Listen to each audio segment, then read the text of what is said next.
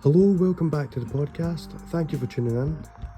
Before we start, I just want to say if you enjoy this episode, you can catch me, Robin, loads of other comedians such as Kyle Samuel, Mick Mac, Sean Chalmers, Lindsay McKenzie, Jason Wielder, Will Wilson, Silas Shaw, Andy Hart, loads of more, Stevie Coulter, at the Punchline Open Mic at Hard Rock Cafe in Glasgow on January the 9th.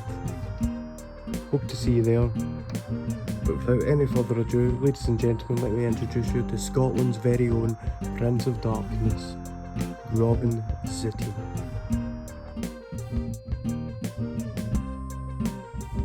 Sure. You ready? Alright, Robin. Thank you for coming on. What's happening, brother? How are you doing? How was your day? How did you find getting here?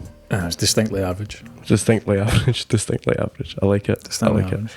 I feel like I've just kind of fucked the flow by starting all of this. We should have just kept free flowing and just naturally started it. But No, we'll get back in our rhythm. we'll get back into the rhythm. It'll be fun. It'll be fun. Thank you for coming on, man.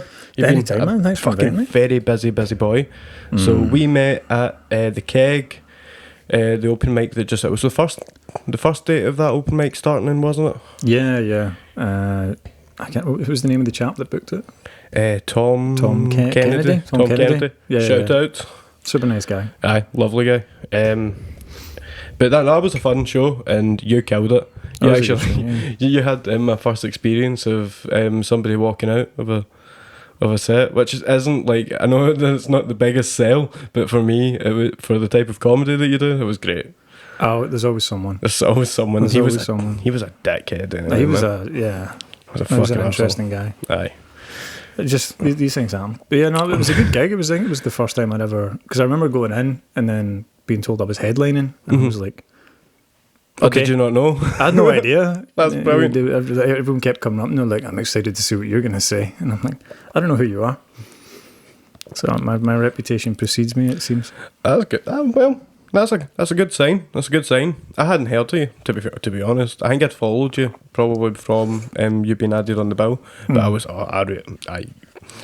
was a lot of good folk on that night. I think Lindsay from our course was Yeah, on she's that really night. good. I've seen her since. She's really good. Mhm. She's been hitting the scene harder than I've been, which is annoying me. You've been hitting the podcast hard. I've been hitting the podcast hard and hitting the busking hard, so come throw pennies at me this week, please. But on Buchanan Street. But He's always there. and then you were very busy for the whole of the month on tour with Mr. Craig Campbell. Yeah, the great and powerful Craig Campbell and Sean Chalmers. Mm-hmm. How was that? It was an interesting and exciting experience. It was a lot of miles. A lot of miles. So was it just Scotland? Yeah, north of Scotland. So we did, where did we go? It started off in, I want to say Paisley. Was it Rock and Roll in Paisley? That's where you were meant to. That's where we were meant to gig, but there was some, I don't know, some technical difficulties, and we ended up in the back of a fucking pizza restaurant. Yeah, there was no mic, there was no lights, there was no stage. I can't even remember what the name of the pub was, to be honest. It was just a random. I think it was just where the booker could find it would take us last minute, and the guy who ran the restaurant bar was just like, oh, yeah, whatever. If you can find a place, you can do it. So ended up with, I want to say maybe 8 to 10 audience members. Not bad. There was just like an area at the back of the pub, and we just put some chairs in it, and grass on the infield, play ball. Right. How was it? It was an interesting experience. The crowd was super nice, but I was competing with there was a pizza oven that had a massive ventilation system. And I'm pretty soft-spoken, especially when I'm delivering material. I rely pretty heavily on being able to whisper and be gentle into the mic, so to speak. So it was difficult for people, unless you were in the front row. It was difficult to hear me, but there was a really lovely audience, a really accommodating, nice group of people. That's that were good. Very understanding. Unlikely for Paisley. No, I'm kidding. Paisley's quite a good place to play. Saying that, I've not had any bad gigs there, although I've only done the Keg and that one. But the audience was super nice. We've done a lot of gigs in Paisley with music when we were in the Cherry Reds and stuff. So the bungalow we used to play all the time.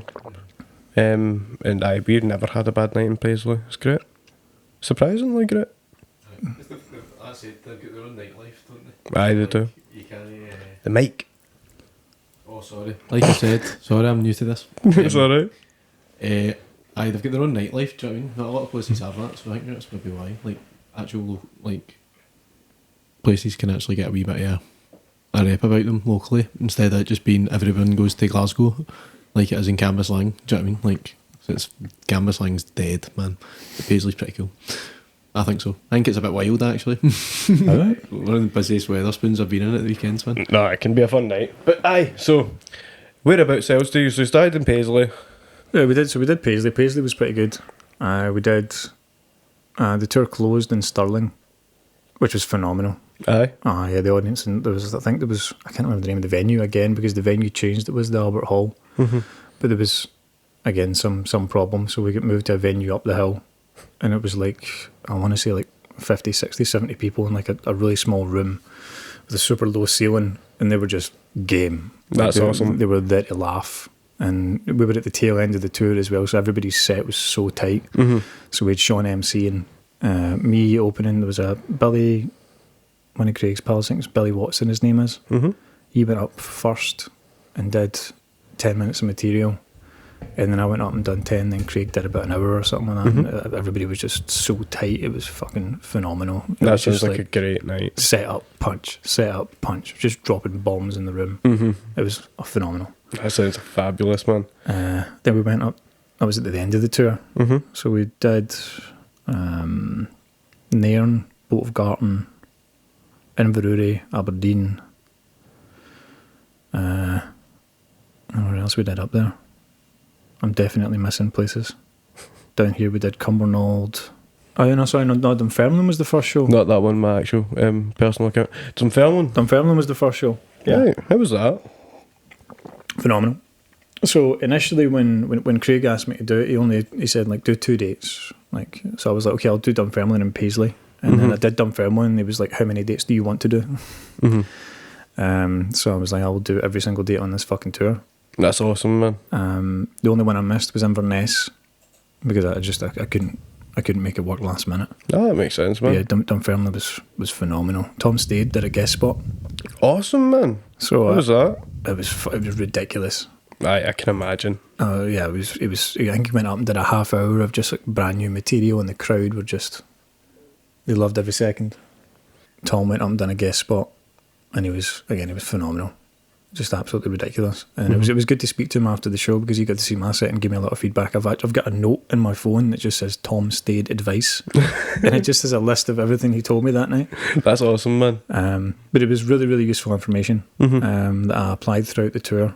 So like I'm not sure if I recorded the first show, but if you look at the first show of the tour, if you look at Dunfermline versus Stirling, it's almost two completely different acts. Oh yeah, it's just so much tighter. Not even just Tom's advice, just listening to Craig and listening to Sean, because Sean's been doing it longer than me.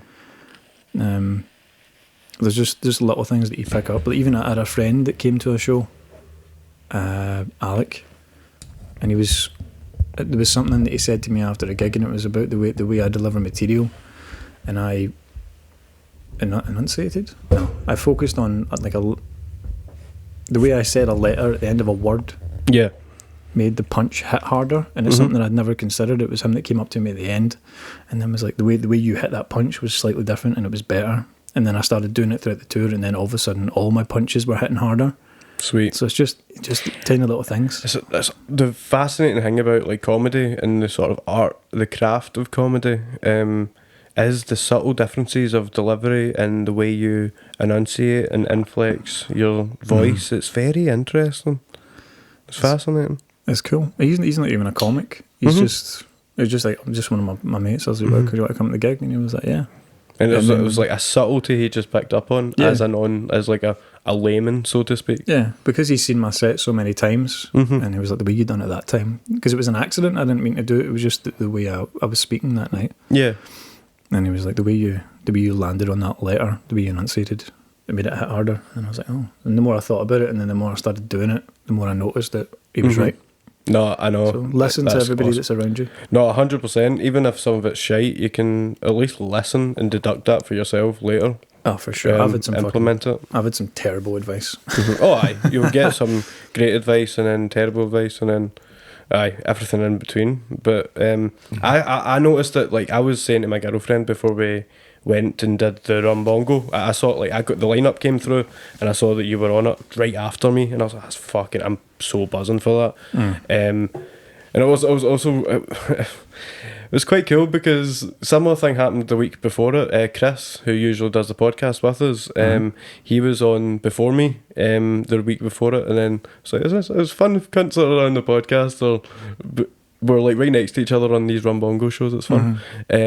But I was really excited to come see you because obviously I've seen you in the keg, and then I know that you've been on this tour, and I know that you've been essentially taking master classes for the past like, what was it, you said 17 gigs? I think it was 17 gigs in 15 days.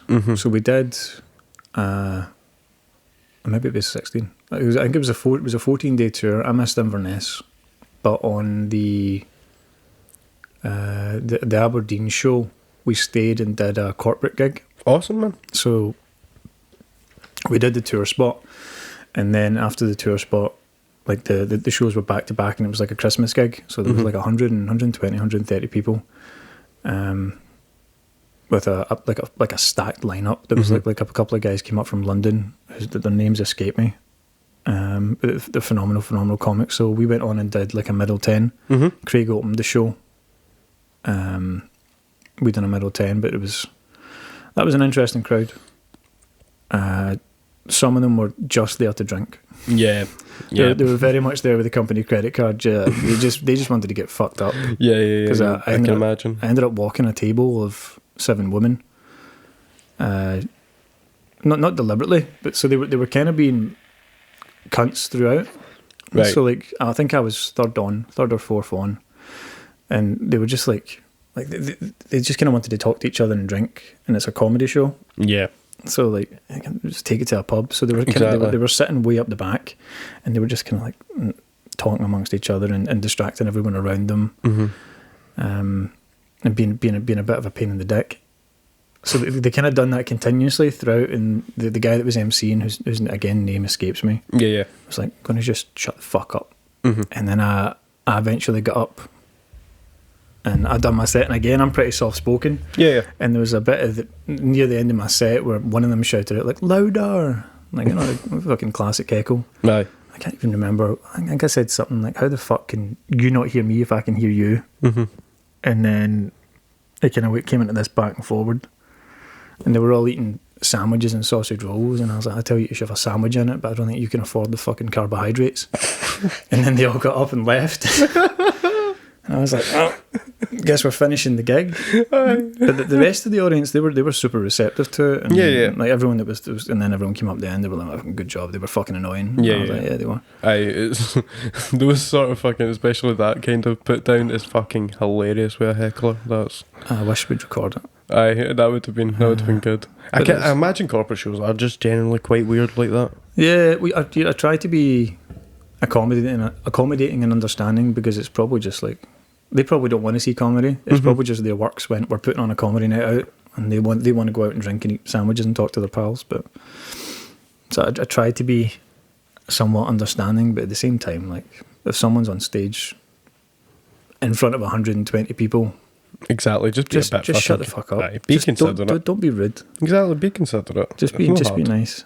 It's not hard. Have your free drinks and then go to the pub or something like that, whatever. Exactly, shut the fuck up. It's not hard. Yeah.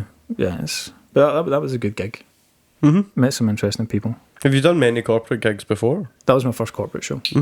So, not the worst story I've heard of a corporate show. No, that was. It was definitely. It wasn't by no means was it the worst gig of the tour. We did a gig in Newport-on-Tay. Whereabouts is that? Fuck. Fair. Fucking pull that shit up, Grant. Probably Newcastle area or something. Newport-on-Tay. It's near Dundee. I'm thinking of Newcastle-on-Tyne, man. Just because that kind of word. That's what I thought it was in, like, England or something. The way you said it. Fife, fucking. It might as well be in fucking England, to be honest. Aye. It fucking looks nice. No, it looks beautiful. It is nice. Is that the what? Sorry, I didn't mean to shout on that, but Whoa. that's beautiful. Like, that one wee picture was stunning. Yeah, there's a lot of money there. So And incest. yeah. plenty of incense. Incense, yeah. But yeah, I mean, being hard on the crowd, it's not the crowd's fault. Yeah. It's ultimately the responsibility of the comedian to identify that the crowd are not enjoying it, and then adjust their set accordingly. So Yeah, it's not their fault. You're right. It's my fault. But so we were in it was like a theatre almost, Mm-hmm. a fucking massive high stage, enormous room. I think there was only maybe 40 or 50 people there, so it was a pretty small crowd. So it wasn't the best room for it. No. But they were all, so like Sean went up and was doing crowd work and stuff like that, and everyone we was speaking to was like, Theodore, oh, yes, I'm a doctor. And I'm like, oh fuck, okay. We moved the next one, yes, I'm a university lecturer. My name's fucking, I don't know, pick a pretentious name. So Alvin, Simon, they were all, and Theodore. everyone that Sean spoke to when he was kind of getting them warmed up, were all like, they all had advanced degrees and were extremely educated, and I was like, maybe this could be really good, because they'll get everything and there won't be any issue. No. I went up and like a couple of my opening material was pretty light to try and bring people in, and then I try and drop light stuff throughout. But no, it was very much bring Craig out, go away, long-haired man. Yeah. Take your dark comedy away and bring out Craig. Yeah. Is Craig not that dark? No, I wouldn't say so. No? Craig's like he's a really good storyteller. Right, Really good storyteller, but he's not. Maybe occasionally he touches on something that's thematically dark, or could be considered thematically dark, but he's a phenomenal storyteller. Fair. That's a complete misinterpretation on my part. Phenomenal comedian. He's been doing it for 30 years, and honestly, like, when me and Sean say it was a masterclass, just being with him, it was a masterclass. Just being with him, just such a ridiculously good comic. No, I can imagine. I'm slightly jealous, but like, insane that I've been doing it, what, fucking 6 weeks or something? Something like that. Well, if you count the start of that course as the start, which I don't know, a couple of months, something like that. How was the course, by the way? 'Cause I think we've never really spoken about, I knew that you did the course, and it was Viv G's course, and I love Viv G. Yeah, no, it was fabulous. It was fabulous. It was interesting because obviously it's not fully dedicated comedy course, and not in the sense that it is for charity. We're all doing it for charity. So the only drawback I would find is it was a big group of people, and not everybody was in for it to get into comedy. They were doing it to have a fun time, do a 5-minute set in front of their friends and family and raise money for charity, which is awesome. That's what that was for. Yeah, that's cool. But there was plenty of us there who were like, hands up. The charity, raising money for charity, was a bonus to getting to do a course with FG for free. You know what I mean? So you just went in there like, fuck that charity. I'm here to tell jokes, son. Exactly. When I was like, we kept on bugging me to like pick a charity, and I was like looking at it and it said Mental Health Foundation. I was like, relatable, and click that one. So I try to figure out how to start your own charity. Can I just put my bank details in here? I've got shit to pay for. Oh, you wouldn't be so. I wouldn't put it past me. I wouldn't. The thought definitely would have crossed my mind at some point. But no, it was really good. So it was 8 weeks, and then you sort of like we'd do like sort of like workshop stuff to kind of get you thinking in the realms of how to come up with material, and then you would go up and do bits, and like, oh mate, I bombed my first time so hard. So hard there was like there was a music stand on stage with the sheets where like people put like their stuff on there. I don't know if I did. I think I put some stuff up there. I did my last bit. It got a groan. Nice. And I went, okay, no, didn't work, okay, and I put my stuff away and I went to get off stage, but I'm banged into this music stand. The stand goes flying, so it looks like I've just took a temper tantrum and kicked it off stage. It's very embarrassing. But then like, and it was also really good because we had like Roger Gunn came in. That's how I met Roger. He gave us some critiques and stuff and like advice, and then Gary Little. Yeah. I've seen Gary Little like 10 years ago, I think, or something like that. I've not seen him recently. He came out. Am I thinking that? Because I get him mixed up with Gary Falls all the time. Gary Little, the Scottish guy, the long beard, skinhead. Yeah. 100% right. I was doubting myself there. And he came in and he gave us advice and stuff too, and it was like, I didn't get much advice for him, but it was like there were 30 of us to get through or something like that. So whatever the advice that I got was good. So no, it was worth it, and I'm doing her advanced course in January. Nice. So Nice. that's going to be fun.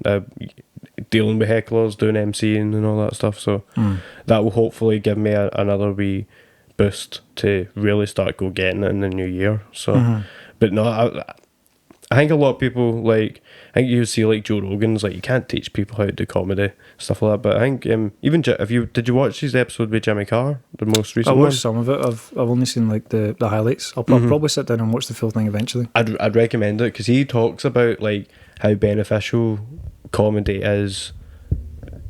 He thinks everyone should give it a bash. I agree. Just because it's so beneficial in helping you finding who you are as a person, like in that terms of finding your voice, and like it's just like even if it's a base level, gets you more comfortable, gets you talking to people. Like my confidence is like doubled and tripled. I couldn't fucking do all this shit, and like I'm so much easier. And like fucking if this was a year ago, we've met I think 3 times now, and spoke a few times over. Yeah, about 3. Talk a few times over chat. Like I couldn't had this quite an easy conversation with you like a year ago. You know, we have those late night phone calls together in the bath and those send pictures from the shower, bi-weekly FaceTime calls under the sheets. You know, we meet up and go to Pipeworks every now and again. I mistook him for Russell Brand initially, and he invited me round, and you know, nonced him. Sorry, it was fine. That's why I grew the beard to keep him away. But I think he likes it. Joke's on you, I'm into that shit. Basically a handle. I think Rogan's got a bit about that, doesn't he? I'm sure Rogan's got a bit about gay guys having nice dry beards so that you can get a good grip for a good solid face fucking. That's hilarious. I saw a bit on Kill I think it's in Tony. Rocky Mountain High. I saw a bit in Kill Tony, and the reason I bring it up is because it's similar, and I think Rogan was a guest on that episode, and he was like, why is it mullets? I've seen mullets keep on coming in, and it's because it's not actually a haircut, it's been worn down from their uncle's skull fucking. Oh, yeah. That was an open spot, wasn't it? They came up and said that. It was in Kill Tony. I think I think I remember that episode because if memory serves, I think there was a guy that came on and bombed. Right before bombed it. hard, and then Tony was like, is there anyone in the fucking audience that can do one joke that's better than this guy? And this guy just came up, or I don't know, maybe he was signed up, he came up from the audience and then dropped that bomb, and the place so was funny. It was, mate, that's such a good clip. That's such a good joke as well. It's like you see it and you're like, you wish Theo Von was the guest on that episode. That's hilarious. Rogan's an interesting guest on Kill Tony because normally every time he shows up there, he's fucked up. Oh yeah. He's just fucked up. He's just recorded a 4-hour podcast with fucking Shane Gillis or something. I do Protect Our Parks. And he just shows up and he's just fucked out of his mind. It's hilarious. I miss when fucking Alex Jones would come on it. I hope he comes on for see how they're doing the New Year's arena shows. Oh yeah. I hope they bring Alex back for that because he's a fucking character. They're turning the fucking frogs gay.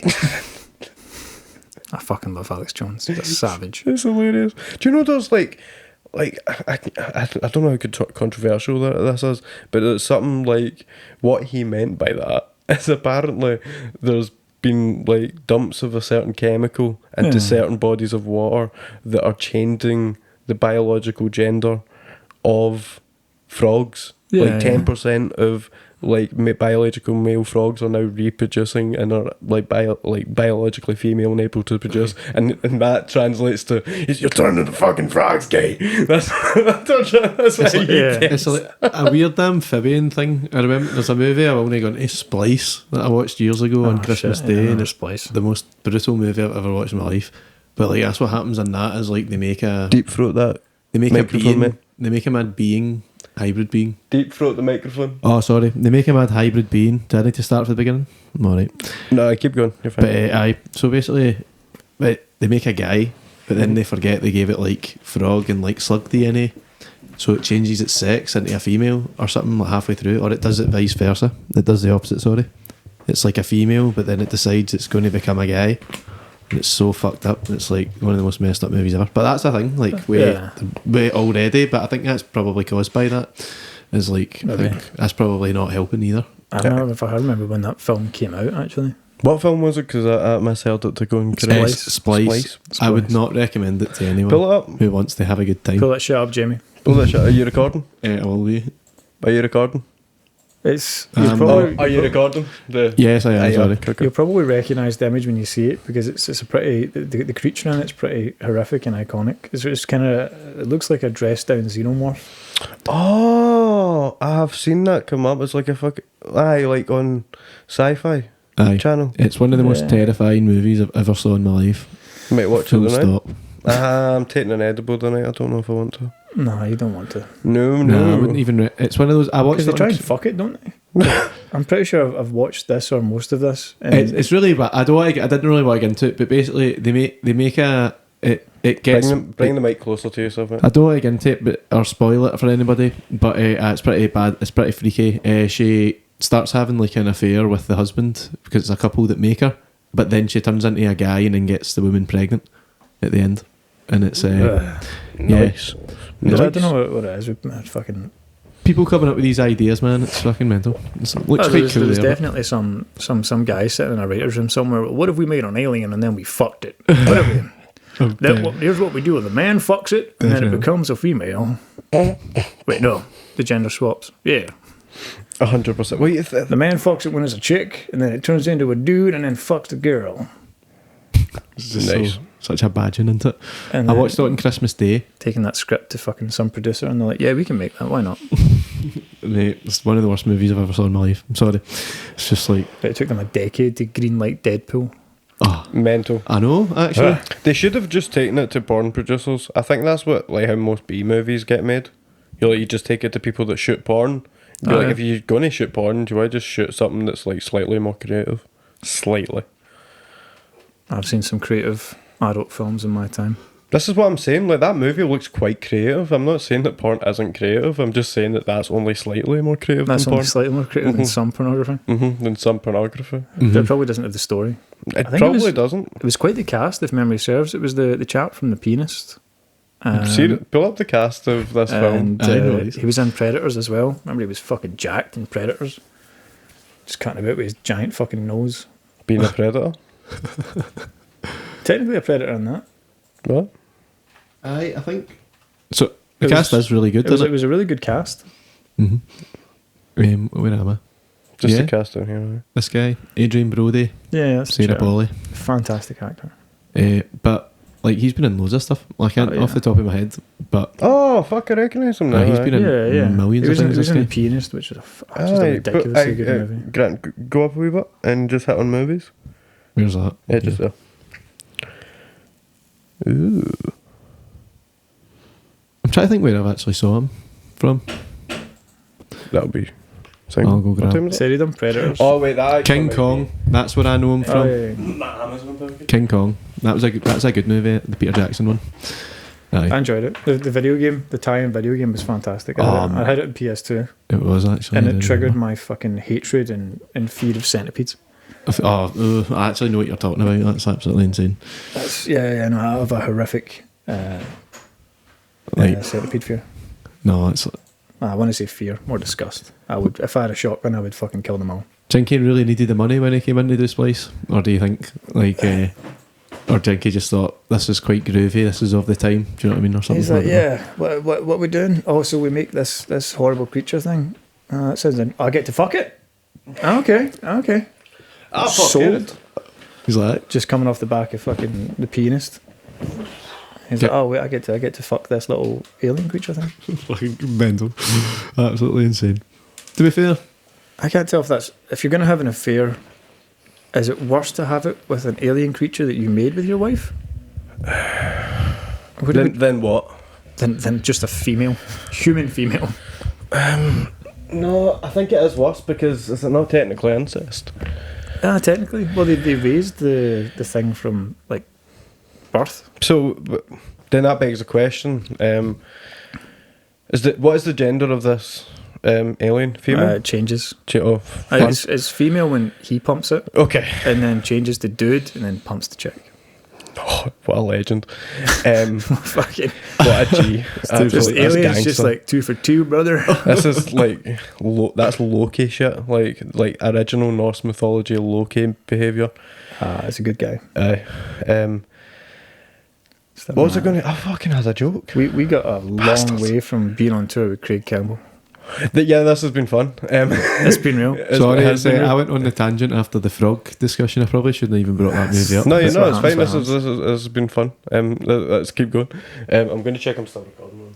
It's fine. I might jump to the toilet, actually. I will take 2 Hold on. minutes. You can talk amongst yourselves. No worries. It's a bit-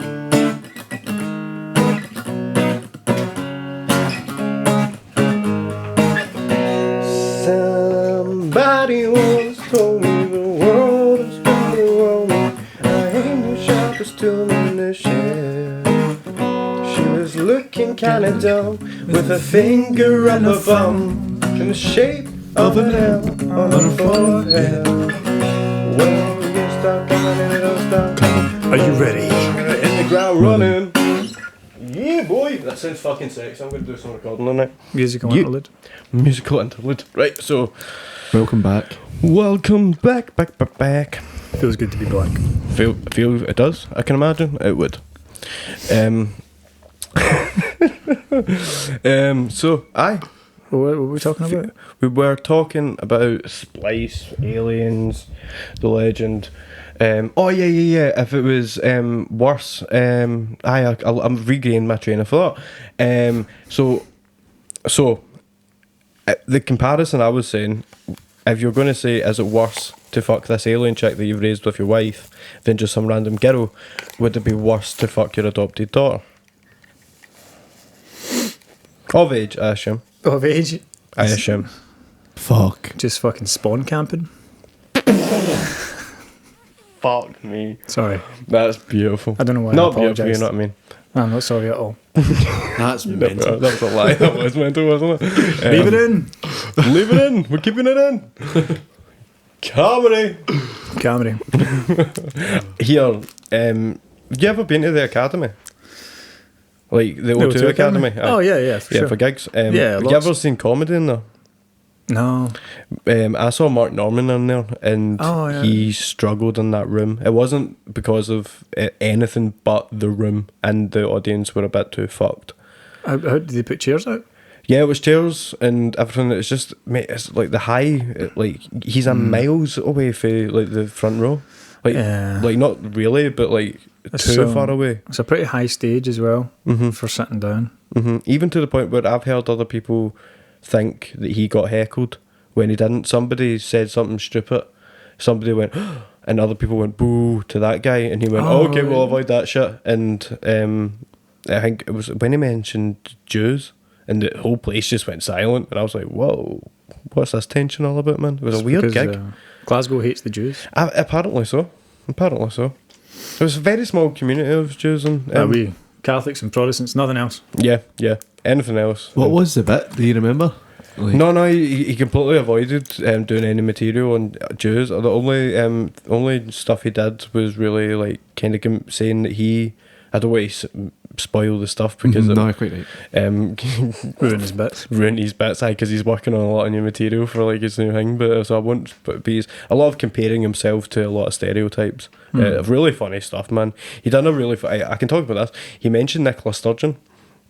All right. And compared Sturgeon to Donald Trump, and saying like Same haircut. and that they both are getting investigated for money shit. Oh, yeah. It was some money disappeared. Did her husband not get... I know fuck all about politics. Yeah, Do a not problem. quote me. It's second, third, fourth-hand information.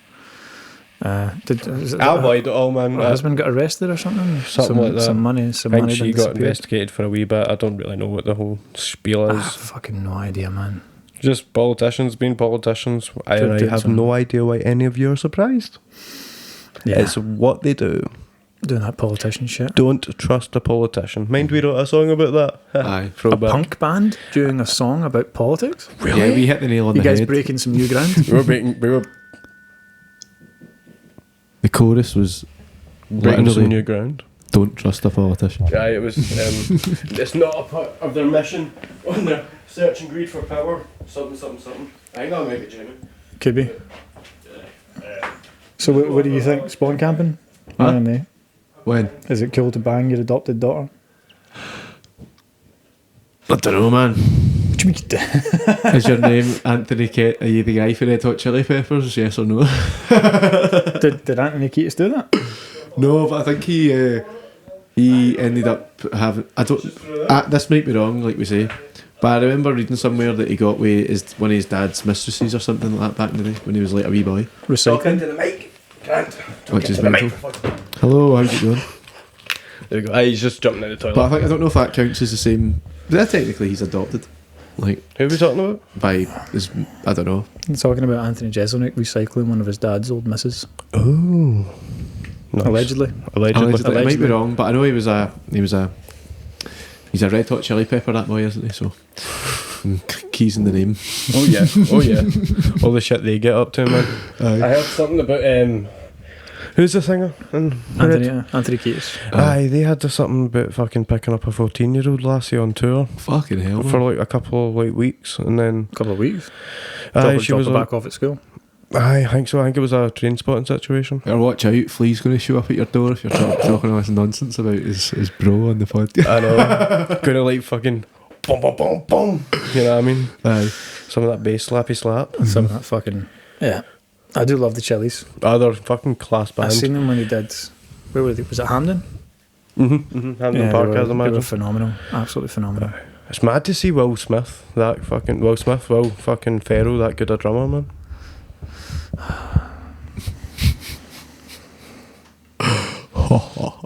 He actually was funny. Stay classy. He's actually so funny, man. Like, Fuck me, thank you very much, mate. I appreciate you so much, Grant. You're No, a lovely guy. you're funny. Comedy. The drum, Comedy. Chad Smith's also funny too. Chad Smith is funny. Some boy. He's actual mental. The stuff they do, like it's at SNL and that they do, like they get Will Ferrell and they do all the stuff. That's so funny, man. Hilarious. They do like the drum off. Yeah. Will we get it? No. They'll definitely hunt us down. They will, man. Chad Smith will just manifest in your dreams. He already does. I believe it. Mm-hmm. But Just like more you. clothes. It's you and Chad. Oh yeah, who's the meat in that sandwich? Me. Oh shit, son. Oh shit. Oh shit. Oh shit. But we'll focus back on it a wee bit more before we wrap this up. Oh yeah. What were we were talking about the tour. We were talking about that time I discovered I'm ADHD. What were we talking about? I think we were talking. What did you say? You were talking about the time that what? The first time someone told me that I may have ADHD, or I do have some kind of attention deficit disorder. Aye. So what was that? So I was sleeping with this girl, a lovely female, and she was a home economics teacher in a high school, obviously. Mm-hmm. So I was over at hers, and we were enjoying each other's company. Yeah. And then after that, she was like, "Do you want a plate of stew?" And I was like, "What?" And she was like, "What the fuck's confusing about the question? Would you like a plate of stew?" I was like, "Of course, 100%." Yes. She was making stew. So like it was an open plan, like kitchen and living room, and she was in the kitchen, like cooking up stew, cooking meat and vegetables and shit like that. And Awesome. I was in the living room, just being myself, just fucking wandering about and like taking books out of shelves and moving the bookmark 3 pages to the right and putting it back and clicking things and moving things about and turning things off and on, and just fucking with things, just being a menace to society. And then she came through and without even saying anything, she brought out this like a foot long, like a 12-inch tube cylinder that had 2 different types of liquid in it that had different viscosities or densities, so they didn't mix. Yeah. They would kind of rest on top of each other, and it was filled of like glitter and like shiny things and stuff like that. And she just kind of she led me to the table because she was almost finished, put this thing in my hand, and then like turned it upside down, and immediately I was like, whoa. She's the one. What the fuck is this? And you turn it, and then you like shake it hard, and like the liquid's blend, and then they separate again. I'm like, oh. And then she went away again, didn't say anything. And then she came back with like stew and stuff like that, and I'm like, why did you give me this? And she was like, oh yeah, I give it to my ADHD kids when they're like, what's the expression when they're too engaged? No, what's the expression? Like when they're like pure discombobulated. When and they're shit. like, all over the place. When they're trying to bring them back to centre. She was like, yeah, I give it to my ADHD kids. You may have ADHD. And I was like, what?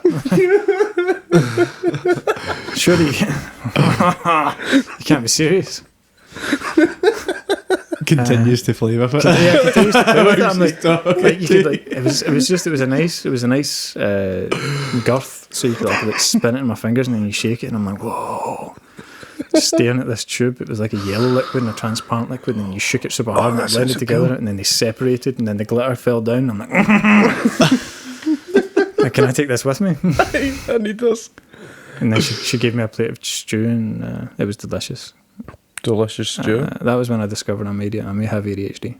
That's a beautiful story. Allegedly. There was other things like she put some like keys on the table. Just see if you'd play with them. They had like some shiny stuff on it. Just sat it near me. She's just the fucking experiments with you. Essentially, so I didn't destroy my environment. Was this just a one night stand or? Oh no, we were seeing each other for a minute. Oh, fair. I just like had this idea that this woman just goes up and picks up guys and then just does like neurodivergent fucking experiments with them. That's like what's that Scarlett Johansson movie, man? Which just takes guys off the streets. I can't remember. It's like the nice version of that. Does she take them off and like fucking murder them? Aye, it's like the nice version of that. Is that a nice version? Aye, it's like just like here you go, like how you see how he reacts to this. That's an interesting. That's so cute. Look at how he's reacting to that. Interesting parallel that you've drawn. I was more thinking like a fucking like some mad. Like, did you watch Big Bang Theory? Yeah, I watched Big Bang Theory. What's Sheldon's wife called again? I don't know. White female. Amy. 3. Is it Amy? Amy, yeah. Amy. Aye. Exactly. Amy. I can imagine like when she was getting pure frisky and shit. If she didn't have Sheldon, that's the type of shit she would have done. Like picked up people, had sex. She has a neurosurgeon, so she would have. That's true. No, she would have probably went Jeffrey Dahmer's way, man, and fucking ended up killing and dissecting their brains and shit. I don't know. Yeah, I feel like everyone of that sort of spectrum has the opportunity to go down that route if they're not guided properly. That's like the thing now, isn't it? It's like I think because everybody's into serial killer like podcasts and all that, everybody just assumes like everything's like you could be a serial killer. Like, I think that's why most cunts don't like. It's like the exposure to the idea. That's why a lot of folk don't like having their kids like out and playing in the street and shit. Like a lot of them are like, it's better for their development to like go out and experience some of the harsher realities of life. Like it was good for you when you were out playing and you got kind of roughed up by the older kids. You got a bit of experience when it wasn't too brutal.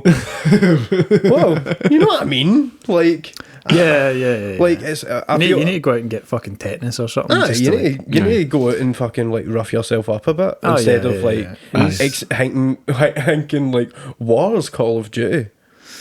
You know, instead of like having that sort of perception on life. If you don't go out and experience things, you do get fucking misguided. But we used to go out and play soldiers or whatever the fuck we used to call it. You go imagine guns and stuff like that. Build dens. Yeah, we got up to some interesting things when we were kids. I was obsessed with Star Wars, so like every Christmas we would get like mind to fucking like pull them up the fucking toys, the old Hasbro, pull it up on see if you can find old adverts of them. We actually for the younger people that might not know, or the older people who didn't have kids, the fucking like old Hasbro lightsabers. I mean, they still exist. But I think they're slightly different now. I don't think they do like the pure like ones that you could like use to bar a country. Yeah, we used to have I grew up in a poor part of Glasgow, so we had like like those ones. It was like sticks, like a broom handle stick that my mum painted to look like a lightsaber. And that's amazing. We would fight with those. That's class. That was a literal fucking stick. Yeah. Like none of this hollow plastic shit. Bitch ass hollow plastic It's still shit. fucking hard because I was giving it like I would just come out with this collection of fucking like over the years collected these lightsabers and dishing them out to the pals, and we would just all boom kick fuck at each other. I've still got a couple. I've got a Black Series Count Dooku lightsaber and a Mace Windu.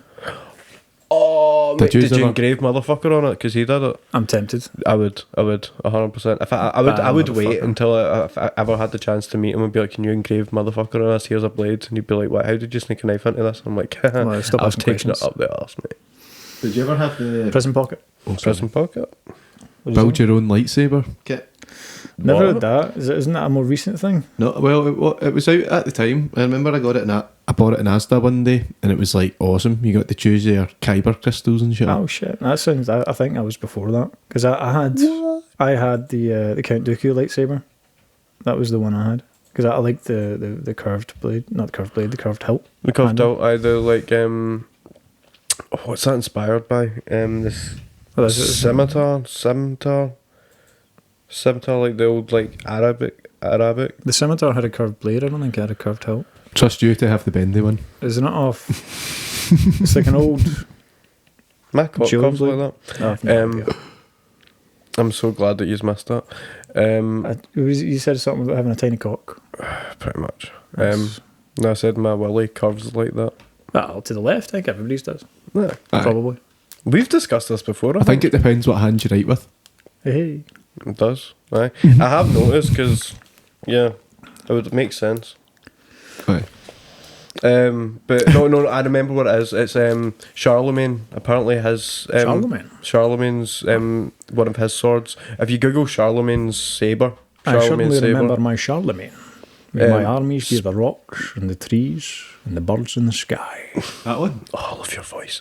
Aye, Charlemagne, and then saber with a SABRE, Charlemagne saber. not lightsaber. Real saber. No way. Aye. See, it's a curved blade. Oh, nice. Was it not to give like additional precision when dueling? Because that was Count Dooku's whole thing. Is that he was one of the best. Click on images. Aye, he was like one of the best. It was like the Jewelers of all balance. Aye. That's cool, man. Mm-hmm. Nice. Aye, Ah, it's pretty sick, fucking man. sick. But I think that was a request of the name of the actor, Christopher Lee. Christopher Lee. I think that was at his behest. Aye. Oh, he was such a badass, man. He was in Bad like motherfucker. Secret Service during Second World War, wasn't he? Yeah, well, he done a bunch of shit. Oh, aye. Like he was the one that like I think he gets his character or someone else. His character in Lord of the Rings gets stabbed in the back. Saruman. Aye, and Oh yeah. aye, that clip, and he's like, no, he just gassed, and he's like, oh fuck, you've done this, you've witnessed this. Yeah, because it's So cool, man. Steve Jackson. No, who's the? Man, who Jackson, something Jackson, Steve Something- Jackson, isn't It's it? not, that doesn't sound right. That doesn't sound right. Who plays who? No, the- they directed Lord of the Rings and Peter King Ja- Kong. Peter Peter Jackson. Peter Yeah, Jackson. yeah, yeah. Peter Jackson. Mhm. Thank you. I think Peter Jackson was directing him on how to like you're gonna get stabbed, and then he. I don't know. Like, have you ever heard of a man being stabbed? I don't know why I did it in a Sean Connery I accent. know, but that that's was what you're amazing. getting. That was amazing. So that's not. That the makes sound they sense for attack, though, doesn't it? Mm-hmm. Aye. Being more pointy. And especially like in terms of it's like Fran. So if you think of like the fencing type of style of dueling, it would be more comfortable. Aye, in that sort of form. Makes sense. Well, we got distracted there. That was fun. Oh yeah, sorry. So no, we were all we were talking about your ADHD. So it Fuck, makes bit of sense. sword play, the cruel you know. irony. We've all got it. We're fucking dripping with its sun. I know. What time are we at actually? 25 to 25 to. Right, probably 22. should start to wrap it up. Quite, Aye, so what you speaking of the new year, have you got what's your plans? I remember we were talking about your plans for the Glasgow Comedy Festival. I don't know what you're talking about. I've got a few things coming up in the Glasgow Comedy Festival. So there's my solo show, Awesome, man. Life or Death, on Friday the 15th. So do you want to grab that and shove it into the camera's face? Me? Aye. Yeah, sure. There you go. This will be me for the next fucking 5 minutes. I'll also, you can put it down there. I'll also put the see that QR code. I'll stick it on the end of the podcast, so they can scan that and get tickets. I mean, you can get tickets through the via the link tree in my Instagram or on the Glasgow International Comedy Festival website. Just drop down menu, Robin Zetina, Life or Death, work in progress. It's a work in progress show, so there'll be 2 comics opening it for me. So Sean Chalmers is going to do a spot. Awesome, man. Paddy Linton's going to do a spot. Awesome. And then there'll be me to close the show. That'd be class, man. What date's that? Friday the 15th. Friday the 15th. Late show, 10 p.m. 10 p.m. I'll try and come down to that. I can't wait for March, man. I'm working on a live Dungeons and Dragons show just now. Yes. For the 24th. So if you don't know, I fucking love Dungeons and Dragons. I'm a big D&D fan myself. I play the shit out of D&D. So do you still have an ongoing game? Yeah. If you ever need somebody like a guest player at any point, give me a shout. I'll probably make something happen. My table is terrifyingly full. That's good, man. It's good for the hobby, man. It's good for the hobby. It's good. I'm a player as well in a Pathfinder game. I play 2E. Cool. My mate's Pathfinder game. I'm currently running, I want to say 2 separate storylines, 2 separate arcs in the same world just now. I can send you a picture of my continent. Please do. That'd be cool. I'd do that. We'll pull it up. Because the game in March will be set in that world. Awesome, man. Awesome. So it'll be the same one that all my other PCs are currently in. Different part of the continent, so you won't come across each other, so to speak. So it'll be a full game. So I've got the venue from 6 p.m. until close, essentially. So it'll be a full 3-4 hour Dungeons and Dragons one-shot adventure. Oh, mate, if I can be involved in any way, give me a shout. That sounds fucking amazing. Me too, man. If I can help out in any way, help you organise it, and that sounds awesome. Yeah, well, at the moment I'm trying to figure out, because I'm kind of doing everything myself. Everything's been written, produced, and created by me. So at the moment, I'm looking into setting up some kind of a Kickstarter or a GoFundMe so that I can stream and record it. Yeah. So like I know guys. Well, I don't know guys. I know Sean's put me in contact with some videographers who handle that kind of thing. The guys that record his podcast. Awesome, man. Awesome. But they need paid, so I need to. Well, we can cover the audio side of shit. Oh, yeah? We can do the audio side of shit. Oh, nice. With that desk, we can record things live and stuff. That's why I got the desk. So it helps a lot. Maybe see if we can work something out. 'Cause I was going to have to set up like a GoFundMe or something to try and raise a couple £100 to pay a videographer to get it done as professionally, because the goal is, if there's enough interest and enough people want it, then I want to take it to the Fringe. But I don't want it to. So I don't like the. I don't think you can compress a Dungeons and Dragons game into an hour and make it good, because anyone that's ever played D&D before, 3 hours is a short game. It is. Like, I've sat down to play D&D at 1 o'clock and then cycled 12 hours later, it's 1 a.m. And we're like, guys, we need to fucking stop. It's so fun, man. No, I want to destroy the goblins. We must end their bloodline. D&D gets it at hand quickly, so I think 3-4 hours is good. But yeah, I want to take it to the Fringe as well. So if I can raise some, but again, because there's no talent agents or there's no bookers, I'm dealing with everything myself. So I'm going to try and secure a venue in at the Fringe rather than doing it 5 to 7 shows a week, 1 hour a piece. I want to do 1 show a week and make it 4 hours, which is a big ask for an audience. Especially because there's a lot of things going on at the Fringe that people want to go and see. So I'm thinking of, if I can't do it that way, then I don't think I'll do it. That's fair. Well, we'll see how it goes with the Glasgow stuff. The format suffers massively. It does. I don't think you can do it. Like the Tartan tabletop guys did a really good job with it. I done a guest spot during their Fringe run. Like, they sold out their Fringe run. I was Noblin the Goblin for an hour. I screeched like a fucking creature of darkness. I love Dungeons and Dragons. So I did that. I was Noblin with them for a minute. That's awesome, man. They do a really good job. So they do like hour-long sessions, and the guy that runs it does a fantastic job of DMing. There's a very different style to how I like to do things. Awesome, man. Cool.